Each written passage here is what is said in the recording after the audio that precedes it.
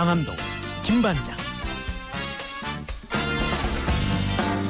네, 상암동 김반장 오랜만에 모십니다. 김경률 회계사 나오셨어요. 어서 오세요. 네, 안녕하십니까. 반갑습니다. 자, 오늘 정답 뭐죠? 상속세입니다. 상속세. 2083님 상속세, 5634님 상속세. 4개 꿈 같은 단어. 네, 전 꿈에 또 꾸지 않는 단어입니다. 1229님 상속세. 2030님 나도 내고 싶어요 상속세 보내주셨어요. 어떻게 상속세 좀 내셨어요? 상속세요? 네. 이제 저는 아버지 어머니가 네. 이게 그러니까 이제 재산이 있어야죠.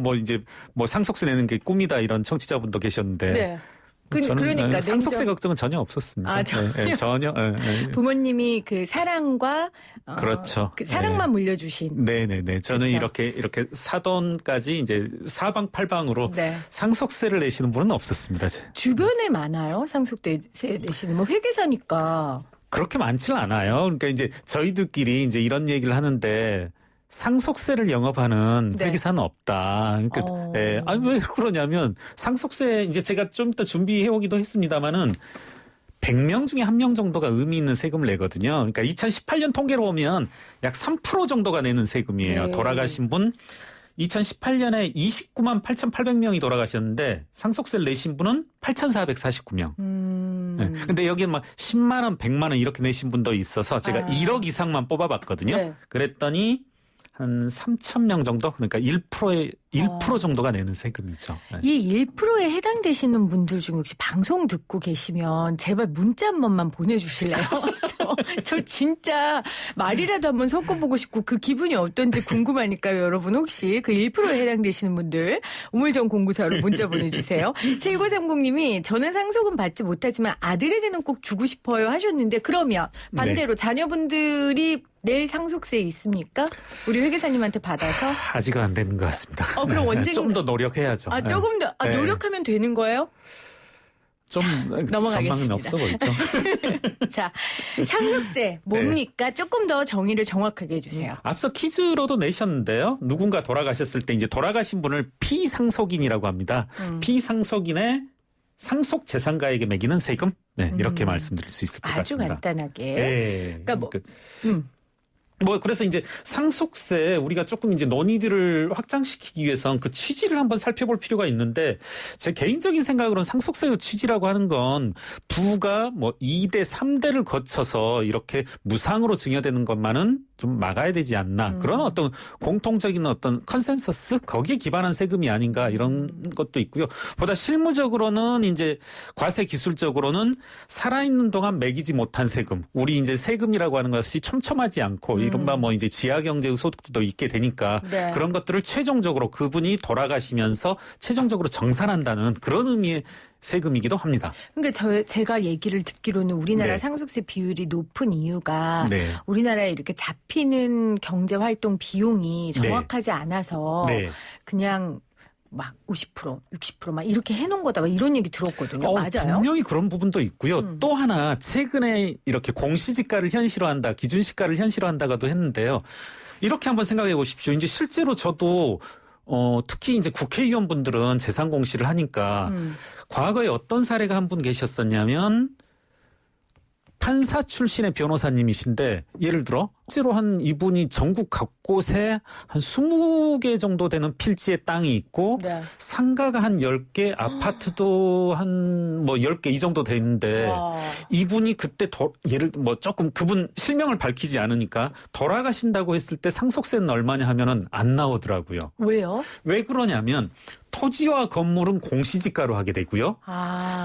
그다음에 빚은 시가예요. 빚이라고 하는 건 시가 외에 다른 게 없으니까 예를 들어 이렇게 생각해 보시면 되죠. 제가 30억짜리 건물을 사는데 20억 빚을 냈다 하면은 30억짜리 건물은 기준 시가로 하게 되니까 건물은 사실 더 낮거든요. 50%라고 해보면 15억이 되고요. 기준 시가로. 그러면 거기에 따른 아까 빚은 얼마였냐면 20억이었으니까 마이너스 재산이 돼버리는 거죠. 이런 것들까지 감안한다라면 이런 이제 기준시가 사실 우리나라의 그 고인들, 제가 이제 국세 통계를 쭉 보고 왔습니다. 돌아가신 분들의 재산 포트폴리오 이걸 네. 보게 되면 토지와 건물이 기준 시가로 계산하였음에도 불구하고 약 60%를 넘어요. 돌아가신 분들.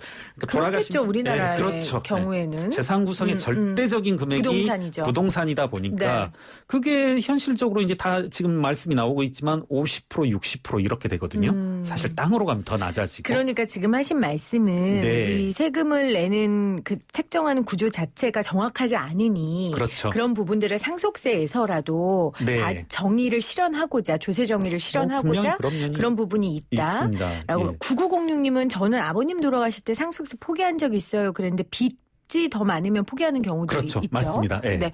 2969님은 삼성은 지금 11조라는데 너무한 거 아니에요? 미국은 7조, 영국은 3조, 호주는 0원이라고 하네요. 아, 삼성 같은 경우에 네. 삼성이 예를 들어 호주에 있으면 네. 0원이고 영국엔 3조고 미국엔 7조인데 우린 11조다라고 했어요. 이런 말 하시는 분 많아요. 외국은 상속세율이 낮거나 없다. 네. 맞아요? 그분께서 아주 좋은 질문을 해주셨는데 호주는 0이다. 반은 맞고 반은 틀리는데요. 이 상속세가 없다. 뭐 캐나다도 없고 호주도 없다 이렇게 이야기하는데 거기는 상속세란 이름 대신에 자본이득세라는 이름을 붙입니다. 자본이득세. 호주 이야기를 하셨으니까 먼저 자본이득세를 캐나다형 자본이득세, 호주형 자본이득세 이렇게 나누는데요. 먼저 호주형을 한번 말씀드려 볼게요. 청취자분께서 말씀하셨으니까 돌아가셨을 때 내는 게 아니라 그 주식을 예를 든다라면 그 주식을 팔았을 때 내시는 겁니다. 그러니까 이건희 회장이 2020년에 돌아가셨는데 이때 세금을 부과하는 게 아니라 자본이득세라는 명목으로 그 아들인 이재용 부회장이 이 주식을 팔았을 때 내는 그런 세금. 그러니까 결국은 시기가 이연되는 특징이 있는 거죠. 예.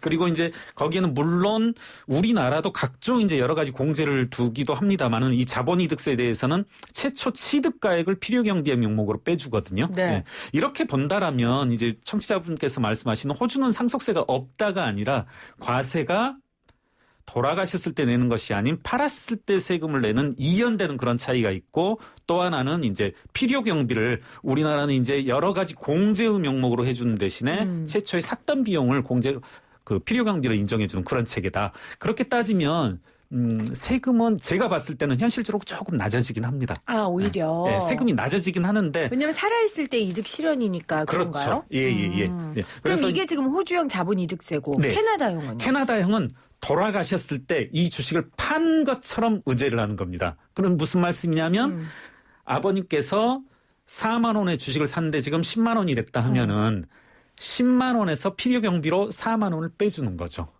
우리가 이제 양도소득세 낼 때처럼 집을 6억에 사서 10억에 팔 때 차익 4억에 대해서만 내는 거거든요. 상속세는 10억이 과표인 거고 양도소득세는 4억이 과표지 않습니까? 네. 이렇게 마치 돌아가셨을 때 주식을 판 것처럼 의제해서 세금을 내는 게 이제 캐나다형. 우리는 그럼 뭐예요? 우리나라는 전체에 대해서 내는 거죠. 아까 그 퀴즈에도 나오지만 무상으로 재산을 받은 이전한다라고 봤기 때문에 그 무상으로 이전되는 재산 전체에 대해서 똑같이 예를 들면 4만 원의 주식을 사서 10만 원에 지금 현재 돌아가셨을 때 10만 원이다 하면 네. 우리는 과표가 10만 원이 되는 거고 아하. 캐나다는 6만 원이 되는 아, 거죠. 그 차액만큼 되는 거고, 그러니까 법만큼. 그렇습니다. 그러면 실질적으로 세율은 좀 낮아지겠네요. 그렇죠. 네. 예. 그렇군요. 근데 지금 6503님도 선진국들은 평상시에 세금을 많이 내잖아요. 이렇게 보내주셨거든요. 예, 좋은 지적입니다. 이제 법인세라든가 소득세 이렇게 유효세율이라고 하죠. 이런 것이 이제 꽤 높죠. 예. 그래서 이제 돌아가셨을 때 이제 상대적으로 낮게 되고 쭉 이렇게 그분이 생전 당시부터 돌아가실 때까지 세금을 쭉 이렇게 누적해서 계산한다라면 그 금액이 이제 그 차이가 우리나라도 이제 상속세를 감안한더라도 유효세율은 더 낮을 수 있는 심지어 이제 사실은 삼성에 대해서도 이런 식으로 해석하시는 분들도 있어요. 지금 이재용 부회장이 누리고 있는 부 이것도 이제 거의 10조 원 이렇게 될 텐데 이 10조 원의 재산을 만들어내는데 얼마의 세금을 내냐고 하면은 불과 15억이거든요. 최초 61억 가지고 61억의 종잣돈을 이건희 회장으로부터 증여를 받으면서 그때 당시 이제 15억을 증여세를 냈단 말입니다. 네. 결국은 이 부의 이전이 이루어지는 동안 이건희 회장으로부터 이재용 부회장으로 10조 원 가까이의 부가 이전되는 동안 불과 증여세의 명목으로는 15억밖에 내지 않았으니까 이번에 내게 되는 10조 원까지 세금을 통산하여서 계산한다 하더라도 유효세율은 결코 높지 않다. 이렇게 이제 해석하시는 분도 있는데 저 역시 크게 이 부분이 생각하시고. 잘못됐다 생각하지는 않습니다. 예. 지금 문자로 5209님도 상속세 나라에서 재산 증식했으면 탈세하지 말고 당당하게 상속세 냅시다 이렇게 남겼는데 사실은 김경률 회계사는 국민 삼성 저격수였잖아요. 네. 이제 어쨌건 이건희 회장이 돌아가시고 여러 세미나나 관련 비판하는 자리들을 그래도 당분간 안 하신 걸로 알아요. 그건 고인에 대한 아마 예의로 그러셨던 것 같고. 네. 하지만 또 하실 역할이 있으시니까 계속 이 부분에 대해서 모니터 하실 텐데. 네. 어때요? 이 상속세 부분들을 어떻게 이재용 부회장이 처리해야 될 거라고 보세요? 앞서 제가 이제 무슨 말씀을 드렸냐면 우리나라에 이렇게 상속세를 내시는 분들의 재산 포트폴리오에서 주식이 차지하는 비중, 부동산은 아까 제가 60% 안팎이라고 하였고요. 주식이 차지하는 비율은 불과 14%에 불과해요. 그러면 우리 이건희 회장의 재산 포트폴리오를 제가 이제 알 수 있는 길은 없습니다만은 분명히 주식 말고도 다른 이제 토지, 건물 그리고 금융자산도 있을 것이기 때문에 네. 여러 차례 이제 제가 알기로 여러 경로로 그와 같은 삼성 측에서 의사 전달을 한 것으로 알고 있습니다. 이번에 상속세를 내는 데는 큰 어려움이 없다. 아, 그래요? 예, 제가 알기로는 그렇습니다. 그리고 또 그렇게 하겠죠. 지금 또 시대가 바뀌었고. 그렇죠. 사실 예전 같았으면 이런 상속세에 대해 전 국민이 이렇게 관심을 갖고 계산기를 두드리지는 않았을 텐데 그만큼 조세정이라든지 기업의 역할이 더 중요해지는 시점이 있기 때문에 삼성전자에서는 깔끔하게. 맞습니다. 삼성에서 깔끔하게 낼 것으로 본다. 그리고 그렇게 기대한다. 네, 그렇습니다. 그리고 이제 그 다음 이재용 회장이시죠? 네. 전 회장이시나요? 이제 이분께서도 상속세에 대해서 폐지라든가 세율을 낮추자는 움직임에 대해서 왜 우리가 그래야 되느냐, 일종의 거부들에게 엘리트 거부들에게도 주어진 의무가 있는 만큼 충분히 이제 상속세는 사회적 의무로서 납부해야 된다라고 했고 너무나 자주 언급돼서 제가 또 언급하는 게 불필요할 수도 있지만 미국의 초거부들 이름을 나열하기 힘들 만큼 많은 분들이 상속세 폐지 움직임에 대해서 절대적으로 이제 반대하고 있으니까 부자들이 오히려 그렇죠. 예. 그런 움직임들도 좀 눈여겨볼 필요가 있지 않나. 한편으로 이런 말씀이 이제 야박하게 들지 모르지만 재산이 5조다 10조다 하면은 이건 생활권역에서 쓸 수 있는 자금의 영역은 벗어나거든요. 예, 이거 생활자금의 성격도 아니고.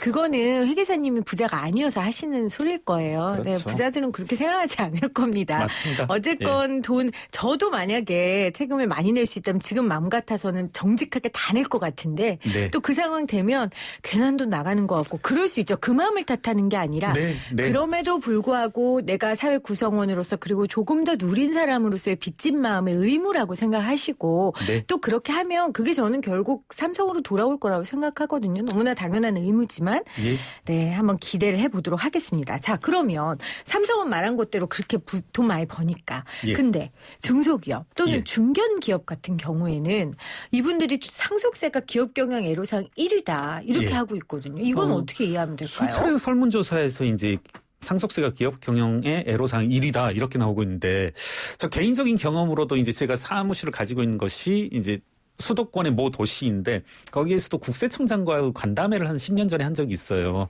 거기에서도 이제 맨 첫 일성이었고 한 5분 정도가 질문을 하는데 한 3분 정도가 그 말씀을 하시더라고요. 상속세 걱정돼서 잠을 못 이루고 있고 상속세 때문에 회사 경영을 못 하겠다. 좀 냉정히 말씀드리면 거기에 오신 분들 중에 상속세 과세 대상은 거의 없었을 거예요. 그러니까 상속세가 상당히 이렇게 많이 오해되고 하는데 아까도 말씀드렸지만 1%가 내는 세금이거든요. 그래서 너무 많이 이렇게 뭐라고 할까요? 공포감이 과도하게 조성됐다 이렇게 말씀도 드리고 싶고 또 하나는 중소기업, 중견기업에 대해서는 여러 가지 이제 과세 보완이 되어져 있습니다. 혜택이 좀 있더라고요. 그렇죠? 가업상속공제라는 것도 있고요.